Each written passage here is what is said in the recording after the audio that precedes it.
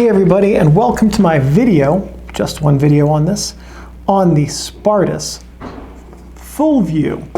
This is a pseudo-TLR. It's now considered a toy-grade camera. It has no light meter, shutter speeds of only bulb and instant meaning approximately a 45th of a second, and the flash syncs at any speed, but it only has a sync for a proprietary bulb flash.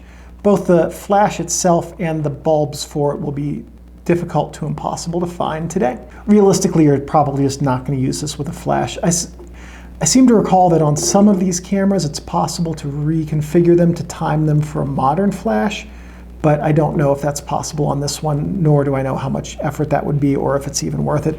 I would expect it's not really worth the effort. So the target market for this camera would have been entry-level users, people who wanted to have a fun, easy-to-use camera, or kids, definitely. This would have been a good kids camera, and today it would be a great kids camera. It's made of plastic. The earliest models of this were made of Bakelite. It has minimal features on it, so it's very easy to use, no confusion at all. And it is also quite large for a camera of this class. It's significantly larger than things like the Argus 75, which is only about this deep. So it's a very big pseudo-TLR. It was made by Spartus in Chicago, Illinois from 1948 to 1960, so a nice long production run on this. It was preceded by the Falcon Magna-Vue. The Spartus Corporation bought Falcon, and with it bought the rights. It was concurrent with, who knows, really. If you want to check out the Wikipedia article on the Chicago cluster for an interesting read about mid-century super cheap cameras, this was part of the Chicago cluster. And there were just so many cameras being made with basically the same molds and different names that it's kind of hard to keep track of what all was everything. And it was followed by, again, who knows? The records from the Spartus Corporation are sketchy at best. In terms of, they're not. So if you have your Spartus Full-Vue, we're going to start going through the camera. And we'll start on the top, though technically on the sides, with the strap lugs, which are right here. And a strap that has like a keyhole cut would just fit onto this. Here we have the pop-up view cover. There we go. And the viewfinder. There's no focusing the viewfinder. You just hold it at your waist and look into it and see what's in focus. And then you use it to roughly align your scene, because there's not supposed to be any focusing on the lens, but it's turning. Yeah, it's not focusing, it just spins. I guess you can pretend you're focusing, maybe. At any rate, on the front, we have the viewing lens and the taking lens. On the left side over here, we have the flash connection. On the right side, we have the shutter and bulb and instant switch. So let's see. That's the shutter, and this is the bulb and instant switch. So bulb is up, instant is down. That's why whomever used to own this painted an arrow down to make sure that it was kept in instant. So I'll show you a little bit. I'll show you what that looks like here. So down, or that's up rather, bulb. Down is instant. There you go. About a 45th of a second. Okay, on the back, we have the red window for counting your frames with your film, and the film back release, which is a screw that you loosen, and then it allows you to open the film back. Inside the camera, we have the film take-up spool. This is where you will put an empty spool to take up your film. This is the camera obscura, some film guide rails, a film guide roller to help the film move through the camera. This is another film guide roller to help the film come off the spool. A spring to keep tension on the new spool so that it doesn't get loose inside the camera. Some kind of little rubber light seal. Kind of some pressure rails right here to help keep the film flat. And then your reminder about what type of film to use, which is 120. That is one nice thing about this compared to the Argus and Kodak versions, is that it uses actual 120 film, not the 620 film. So while we are inside of this camera, let's load up some film and see how it works. This is actual film from when this camera was made. Okay, so we're going to tear the paper on the 120 roll. Take that off just so that it doesn't get caught in the camera. And you do this with any 120 roll you could buy today as well. Same process. Slide it in like that. We're going to take out a leader. Now there's nothing to hold this in. So there's nothing in this camera like posts to hold the 120 roll in. Only the shape of the camera holds it in. So be careful as you pull out the leader.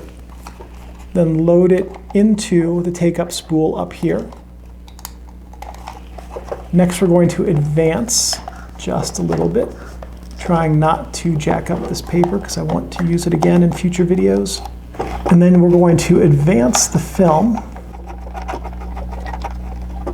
until we see the arrows here. Next we're going to close the film back and screw it tight. And we're going to advance until we see a 1 here. Some arrows mean we're getting close. Ectochrome, pan, no, Kodachrome, something pan. Number 1. So you should be able to see there's a number 1 right there. That tells us we're at frame 1 and we're ready to start taking pictures.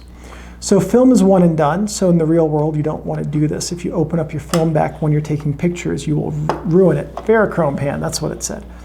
But basically what happens is when you after you take a picture, just took a picture, and you advance your film, you just keep advancing until the next number shows up in the little red window, and that's how you keep going.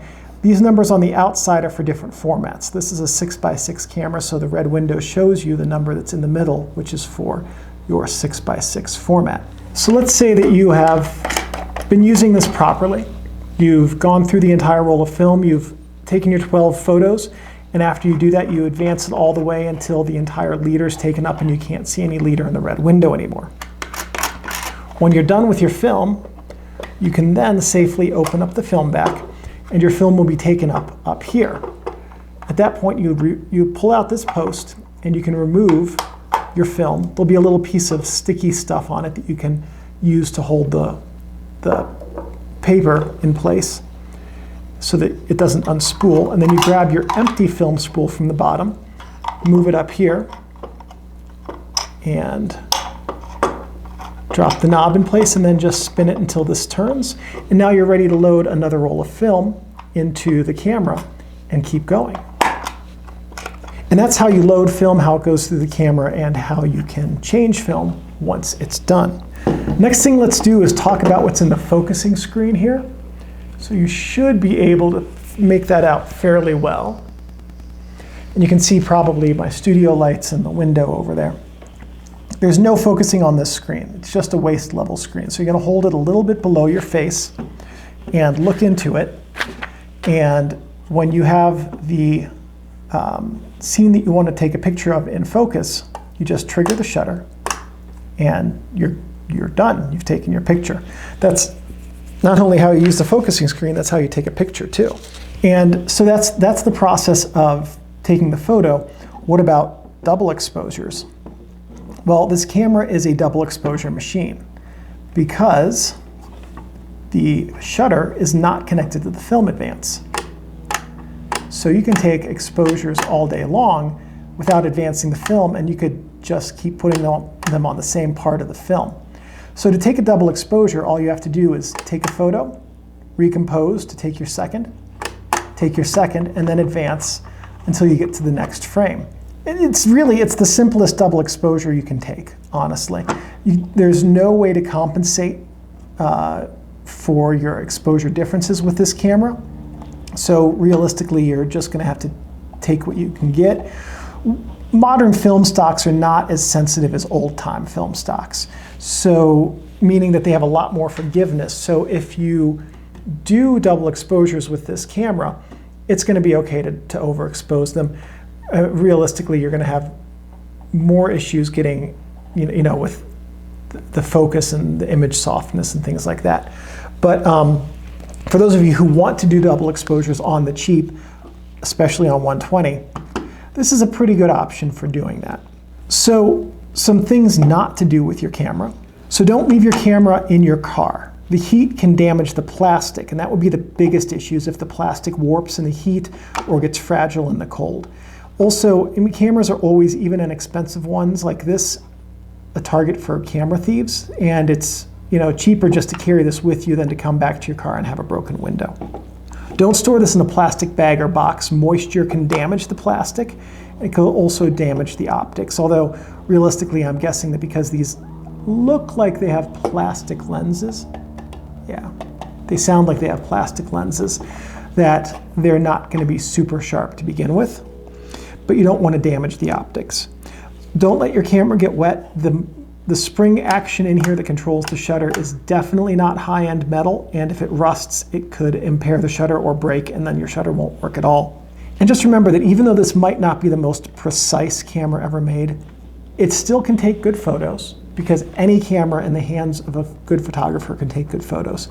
It is fun to use, and it's simple, and it can make a very nice carry-around camera just to have some fun with. And as long as you take care of your camera will take care of you.